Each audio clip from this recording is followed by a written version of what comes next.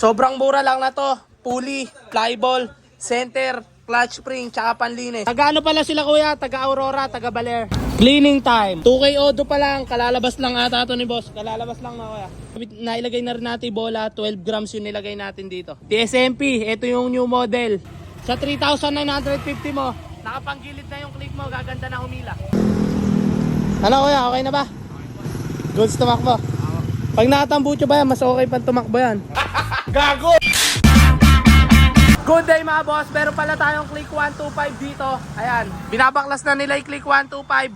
Si bossing may-ari niyan. Gagawin dito sa Click na to ay ipanggigilid. Basic setup na panggilid lang gagawin. Ayan, binabaklas to ni Jasper ngayon. Jasper Works yan. Tingin ka nga muna pare, pampaswerte. Kinakalas na nila, papanggilid to. Tapos, ando yung mga pyesa. Tapos, itong X-Max ni Sir Kyle, pinalitan to ng swing arm. Ito, swing arm, pinalitan. Dyno Pro yung nilagay. Available